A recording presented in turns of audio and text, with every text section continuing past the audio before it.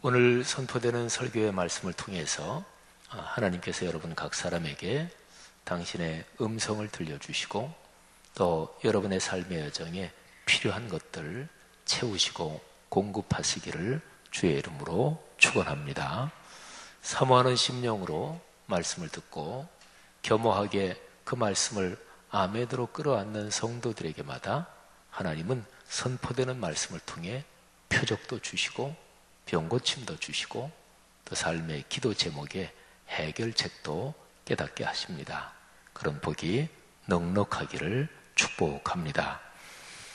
어떤 사람 이야기를 좀 하지요. 인생의 중년이 쭉 넘어가고 인생의 노년 정도에 접어든 어떤 사람에게 병이 생겼습니다. 근데 이분은 평생 그때까지 살아오도록 한 번도 병원에 입원해 본 적이 없는 사람이었습니다. 살아오면서 자기랑 비슷한 또래의 사람들이 뭐 이런 병에 걸렸네, 저런 병에 걸렸네, 또 당이 생겼네, 혈압이 뭐 오르네, 뭐 이런 얘기를 해도 이 사람은 전혀 그런데 뭐 관계없이 살아온 사람이었습니다. 그래서 다른 비슷한 또래의 사람들, 또 요즘은 뭐 젊어서부터도 이런저런 병이 많이 생기니까 다른 사람 그런 얘기를 들으면 아유 뭐 벌써 나이에 저렇게 저런 병을 앓나 하는 생각도 하기도 했습니다. 근데 늘 건강하게만 살아온 자기에게 상당히 불편할 정도의 병, 어쩌면 이 병을 잘 치료하지 못하면 생명이 위험할 수도 있는 병이 찾아온 거죠.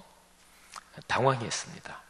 그리고 자신에게 찾아온 이 상황이 너무너무 낯설었습니다.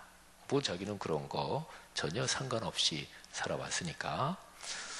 말하자면 이 사람에게는 인생의 삶의 큰 위기였던 거죠. 대개 이제 사람이 예기치 못한 어떤 일을 닥치면 처음에는 무지무지하게 당황하고 당혹스러워하죠. 그 다음에는 강하게 거부합니다. 왜 내게 이런 게 찾아와? 이럴 수는 없어. 그러면서 심리적으로 본다면 당혹스러움, 그 다음에는 강하게 거부합니다. 그러면서 막 그냥 고통스러워하는 거죠. 근데 그런 게 단계가 지나면 그 다음에는 현실을 인식하고 그리고 받아들이게 되죠. 그래서 이 사람도 너무나 당혹스러웠고 그 다음에 왜 내게 이런 일이 닥쳐 하고 막 거부하고 하다가 이제 어느 정도 지나면서 현실을 인식하고 받아들이고 그러면서 이제 차분하게 논리적으로 이성적으로 객관적으로 생각하게 되는 거죠.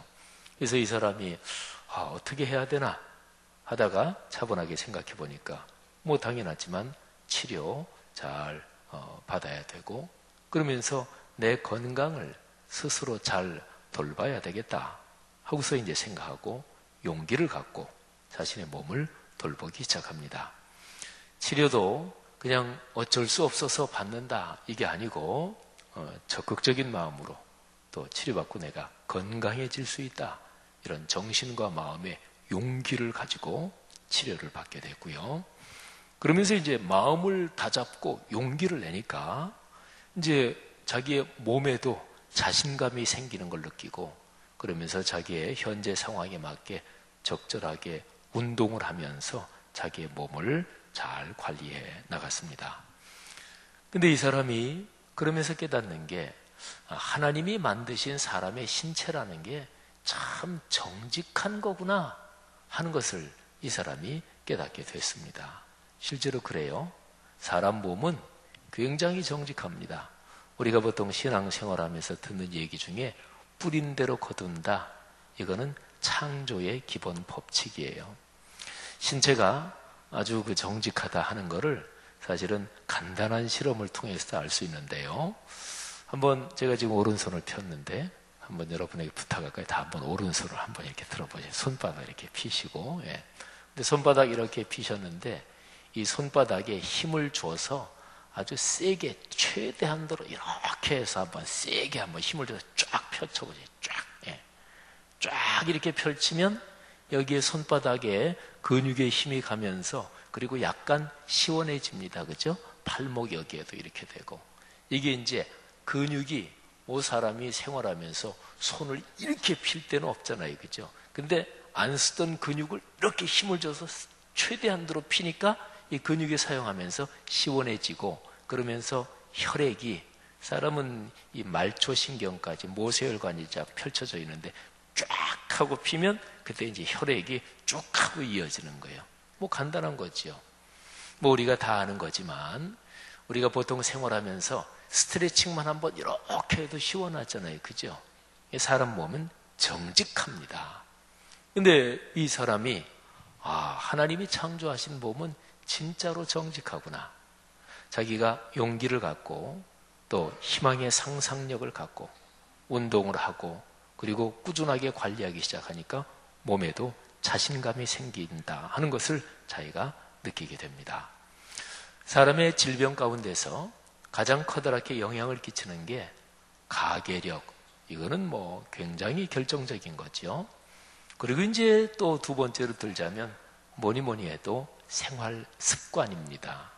사람마다 다 습관이 틀려요. 그죠?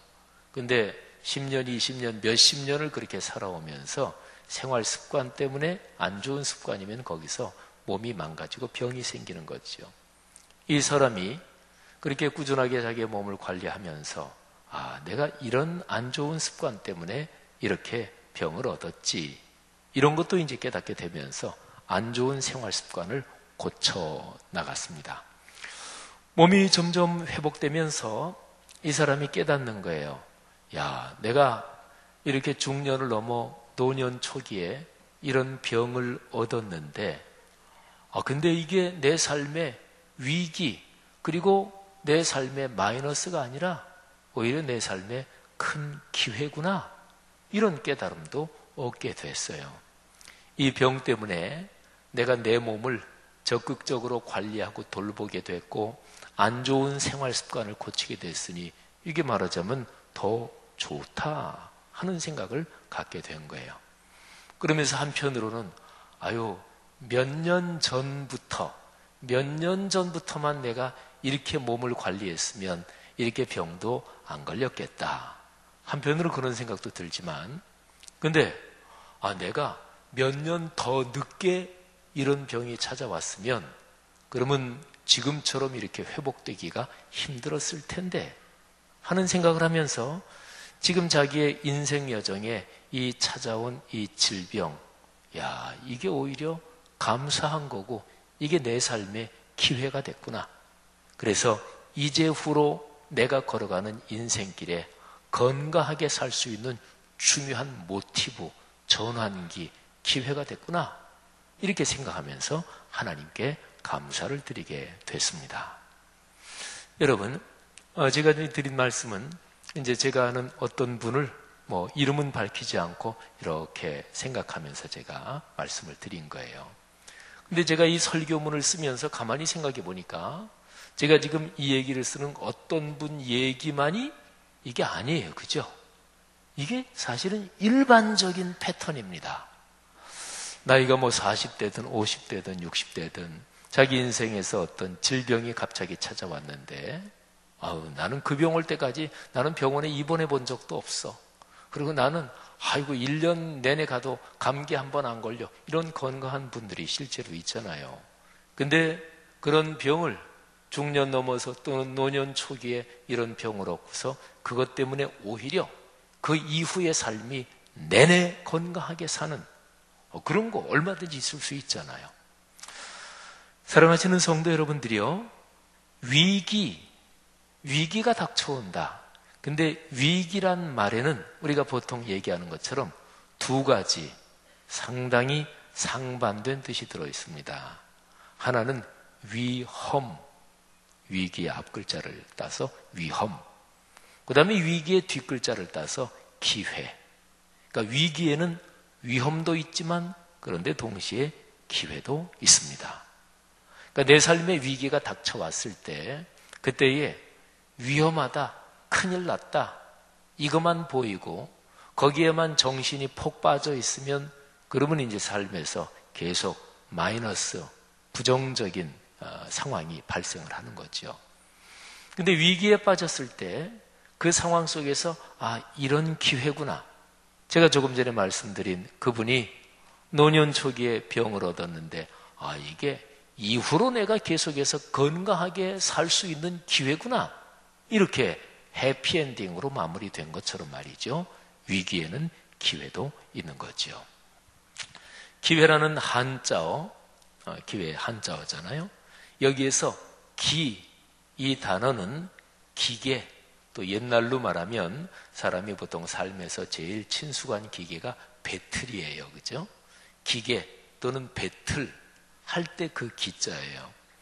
그런데 제가 이제 이렇게 이 단어를 찾아보고 하다 보니까 이 기자에 아주 재미있는 뜻이 들어있더라고요.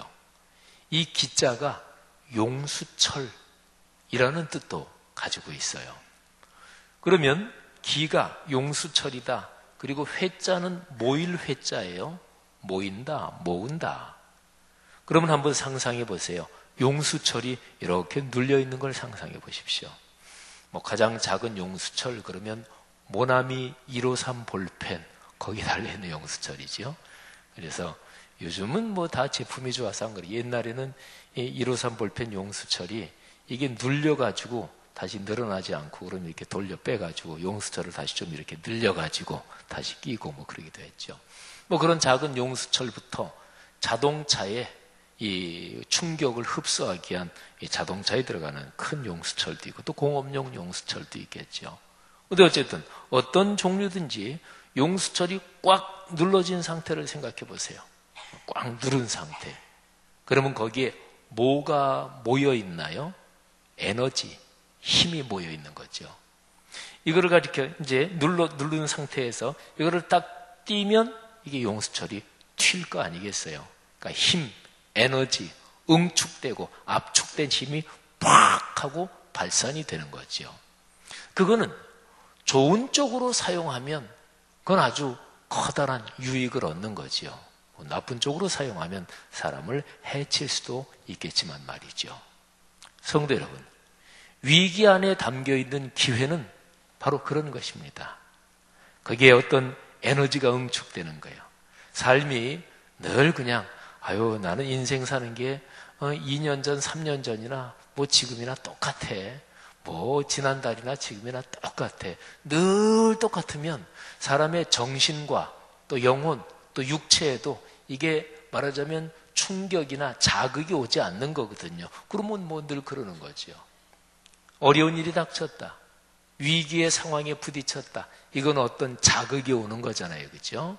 그러면 몸이나 마음이나 정신이 어떤 자극을 받으면 이제 반응을 하는데 이 반응을 하는데 부정적으로 큰일 났다, 망했다 그러면 나빠진단 말이에요.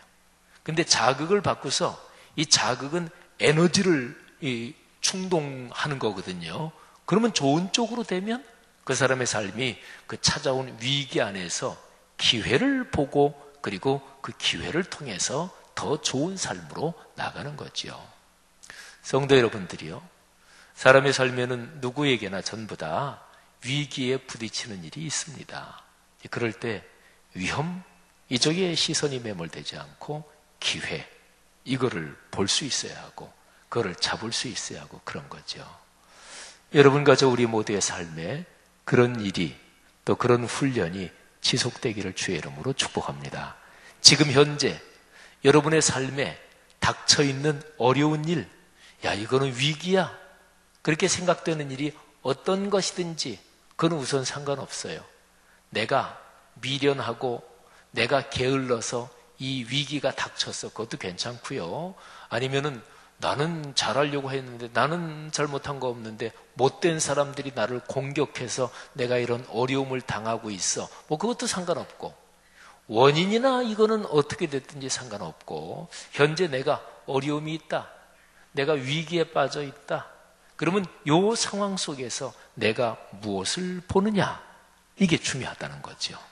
여러분, 쉽지 않은 상황 속에서 기회를 볼 수 있는 그런 눈을 가지시기를 바라고 하나님께서 여러분에게 그런 은혜를 주시기를 주의 이름으로 축복합니다. 오늘 제가 말씀드리는 위기, 이 단어하고 연관해서 요한복음 6장에 예수님이 겪으신 그 상황이 여기하고 깊이 연관이 되어 있습니다.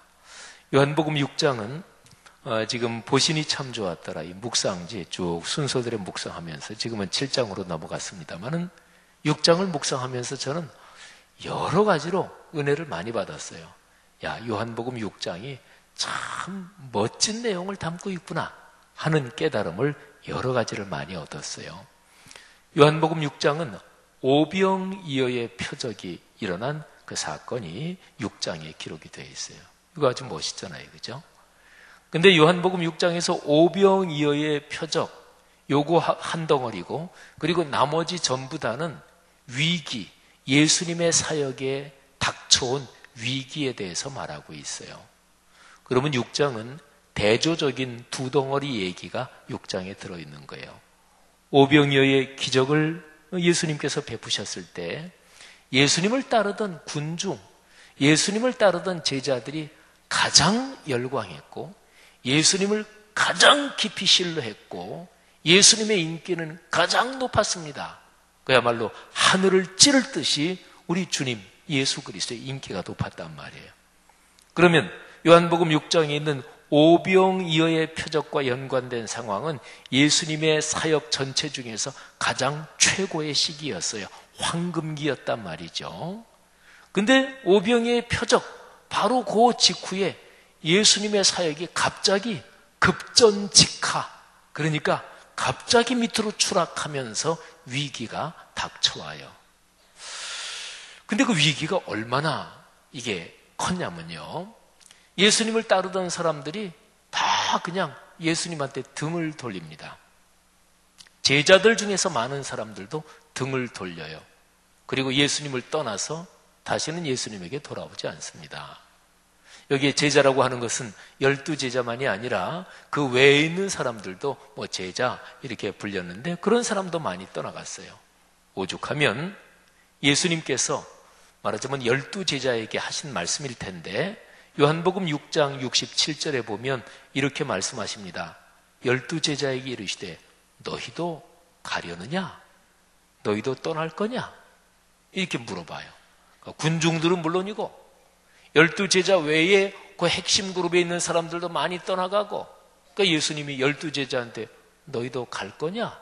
이 정도로 상황이 악화됐습니다. 자, 그러면 그토록 예수님의 사역이 인기 절정이었다가 갑자기 이렇게 상황이 돌변한 것은 그 사이에 무슨 일이 있었던 것일까요? 예수님께서 오병이어의 기적 이후에 사람들에게 메시지를 전하시는데 제목을 붙여본다면 생명의 떡, 생명의 떡, 내가 세상을 구원하는 생명의 떡이다. 이런 가르침을 사람들에게 주십니다. 예수님에게 와야 영원한 생명이 있다. 예수님을 믿어야 영생을 얻는다. 이런 가르침인데요. 근데 예수님이 독특하게 표현을 하십니다. 내 살을 먹고 내 피를 마시지 아니하면 영생이 없다. 이렇게 표현하셨단 말이에요.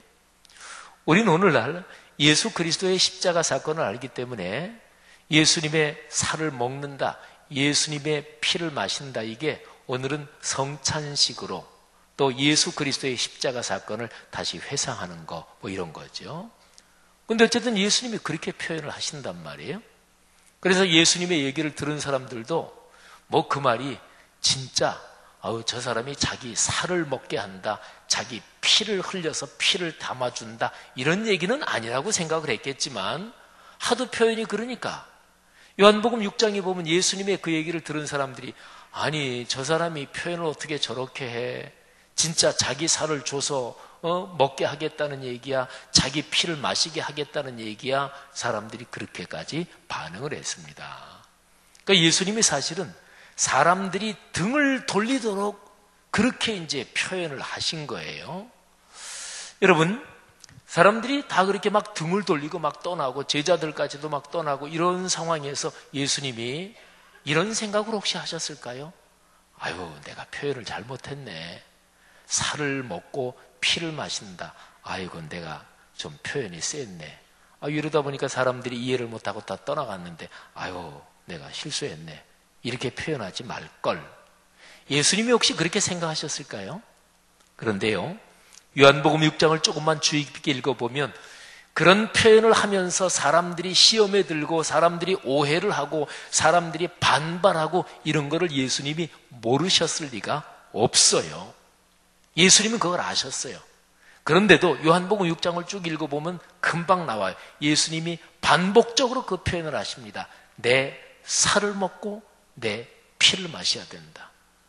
어떤 면에서 오병이의 표적 이후에 예수님의 인기가 절정이던 이것을 예수님이 스스로 그 인기가 떨어지도록 사람들이 떠나가도록 예수님이 일부러 그렇게 하신 거예요. 그러면 이런 질문을 해야죠. 예수님이 왜 그렇게 하셨을까요? 예수님의 십자가의 죽음과 부활, 이거는 살을 먹어라, 피를 마셔라, 이 표현 말고도 다르게 표현할 수 있는 방법이 얼마든지 있었죠. 근데 예수님이 왜 이렇게 하셨을까요?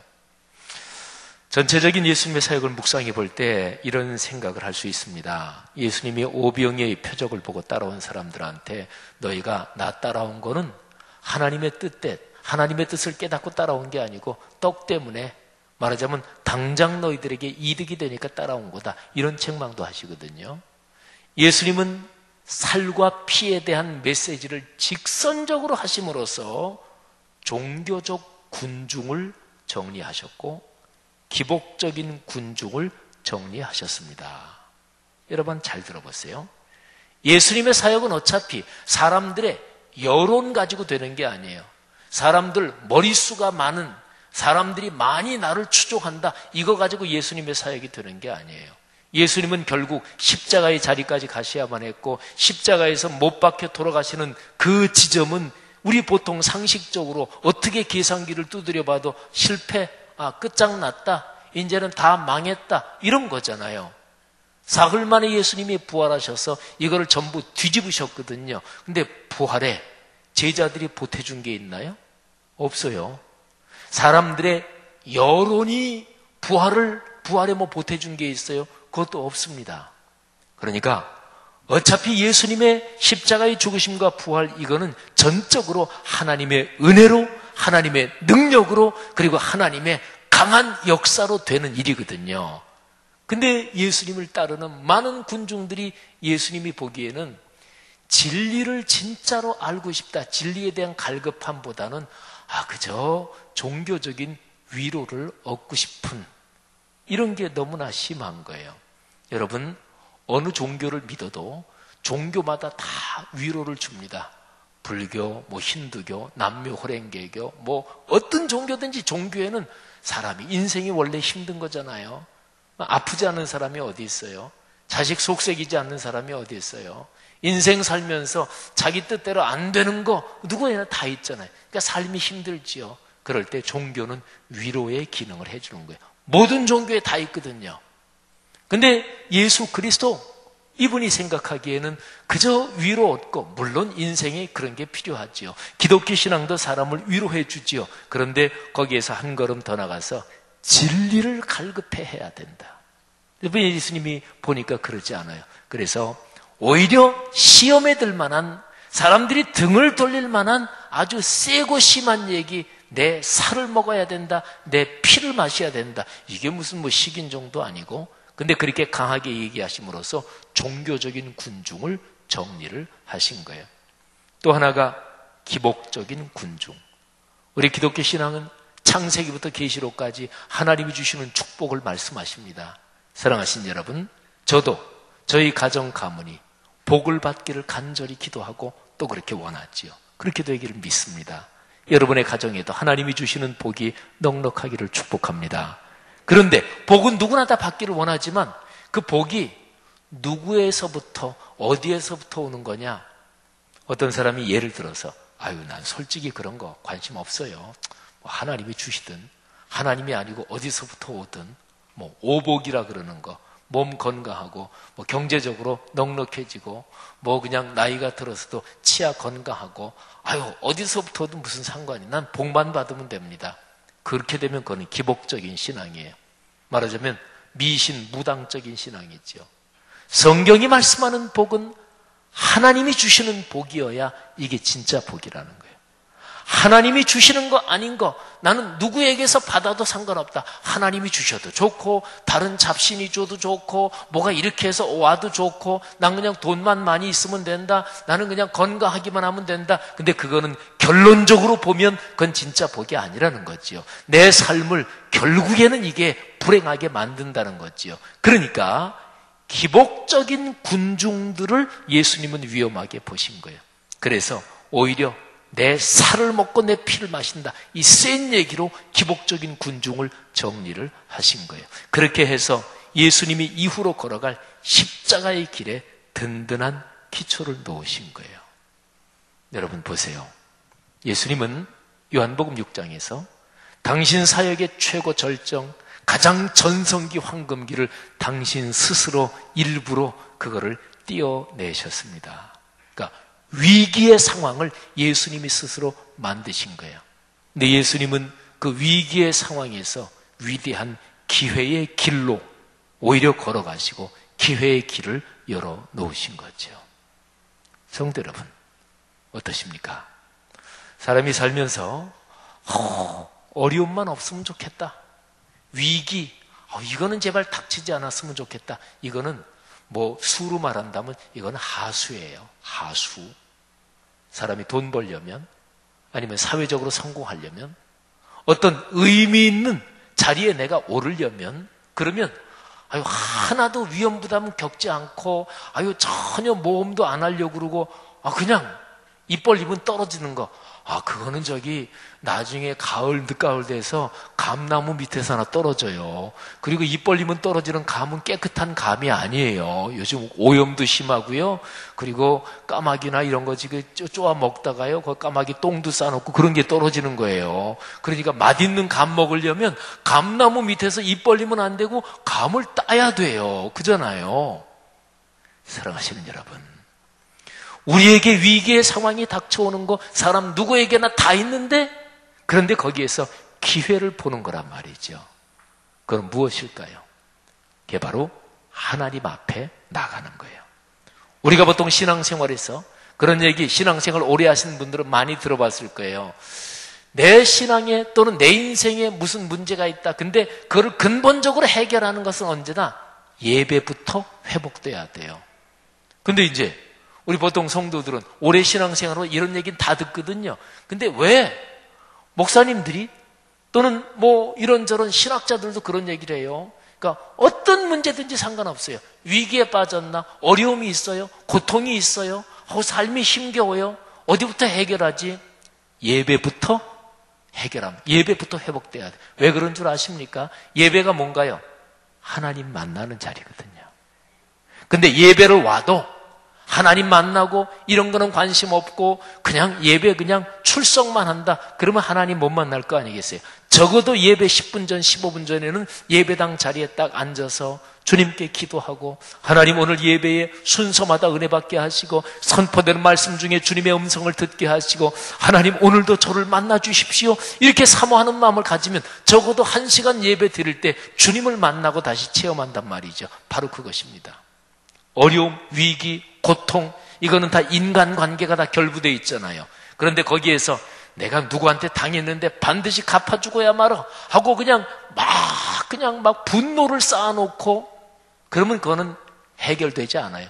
그거는 물 건너가는 거예요. 오히려 인생이 더 나빠질 거예요.